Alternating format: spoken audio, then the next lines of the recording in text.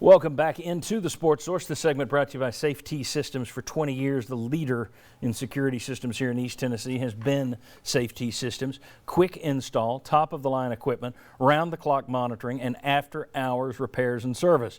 Call my friend VFL JJ Surlis and ask him what Safety Systems can do for your home, for your business. They do tremendous work.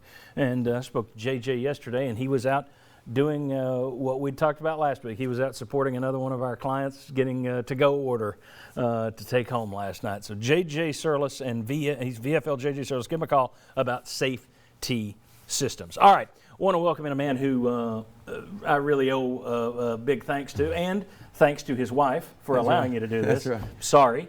Mark Pankratz joins us, former Vol basketball coach, former D1 basketball player. Wanted to talk to you today because there's just so much going on basketball-wise this week. We'll take this in order. First of all, Jalen Johnson, who would have had a fifth-year senior year next year, but he has hit the transfer portal. He is out the door. We got some of his numbers to put up here. But your thoughts on Jalen Johnson? Not really a shock.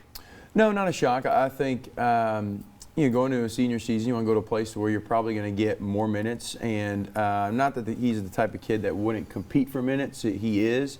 But when you see what's coming in on this roster, what is going to be at that position, it makes sense. And I think he's a great kid. He's thankful for his time here. But I think it was the right decision for him and even for this program because it's going to allow some more – it's going to force some playing time with some of these young guys and put guys in positions that better suit them.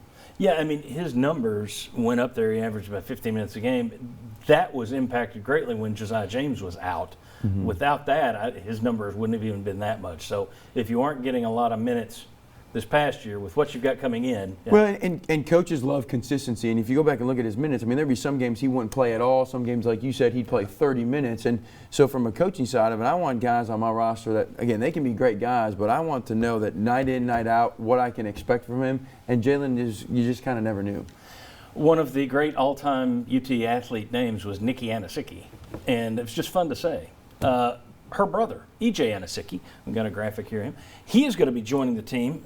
Came on board this week. A lot of teams were after him. He's transferring, grad transfer from Sacred Heart, small school. You see the numbers there. He averaged a double-double last year. And, Mark, one of the positives is when you go back and look at Sacred Heart and when they played big-time schools, his numbers were the same. It's not like he built all those numbers against lower foes and struggled against the big boys. He played just as well against the big boys. That said, grad transfer, thoughts on adding E.J. Anisicki? A great addition to this ball club for all the things you mentioned because of his ability. But the other side of it is he fits culturally. He understands what a little orange blood is like with his sister. He's not a guy that's going to come in and Barnes, not that he would do it anyways, but it's going to have to run his offense around. He wants to fit in. He wants the opportunity.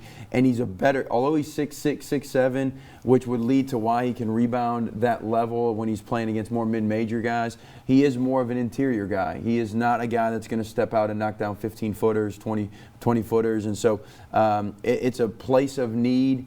And he's got good guys around him with some experience that's going to help him develop. All right. Tennessee this week. I tell you what, do you want to get into the roster now? You want to do the roster as we talk about? Yeah, but perfect. All right. This week, ESPN put one of their way too early top 25 polls out for next basketball season. They had Tennessee ranked 14th in the nation. We're not even sure exactly what the roster will be next year because technically I don't think it's going to happen, but it is on the table tomorrow that winter guys could get an extra year of eligibility, which would mean Bowden, Turner, if they wanted to, may be able to come back if Barnes wanted them back, etc. But your thoughts on the Vols being 14th in the nation in that early poll? Well, I think it's a great honor. I think it says a lot about the recruiting. It says a lot about Barnes. It says a lot about the depth here. But also, you got to keep in mind when you looked at the preseason rankings from last year, half of the teams that were preseason ranked were not ranked by the end of the year, and so only half of the teams that were in all of the top 25 were actually ranked. And so preseason rankings, they're all kind of, who knows. But when you look at this roster, and so, yes, I understand that there's 5 positions on the basketball court. There's only 4 here on this dry erase board.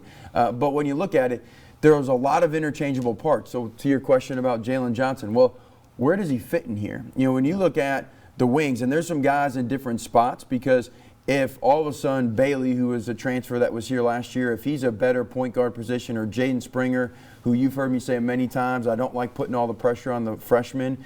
If they're a better fit to be a guard, Santiago, the way that he can shoot the ball against certain opponents, he may slide over and play the 2 spot and be a wing. And so you've got the addition of Anasicki. Now that allows Pons to be more of a 3, where he's probably at his best, a 3-4 as opposed to a 4-5. But when you look at this depth, we talked about it when Tennessee was #1 in the country. One of the best things about Jordan Bones' improvement that made him an NBA player was competition. And now you look at the stars on all of these are the new guys.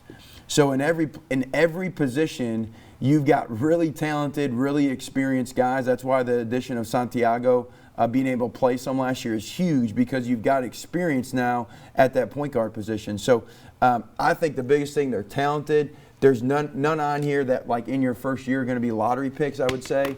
Who knows with some of these freshmen, the way that they're touted, maybe. Yeah. But that depth, that's what made Florida State really good these last couple of years, is that depth at that wing position and that length and the way Fulkerson and Pons play inside. And if our point guards can develop, could be a really special year. Mark Pancratz, thank you for coming all the way over here. I appreciate it, buddy. Next time we'll see if we can't get the FaceTime to work. But heck, I like it when there's a lot of basketball news. Hopefully this keeps up. Good news. Good news. We've been through some bad news. Let's take the good. Mark Pancratz, thank you very much. When we come back, alternatives to sports, well, sort of sports, on TV. I don't know if you saw what NASCAR did last week. Are there things that the SEC, the conferences, the Pro League should be looking at? Other ways to get numbers if they have to. If you don't have games coming up, how do you fill that slot? NASCAR came up with a great idea and got big numbers from it. We'll explain. Come on back on the Sports Source.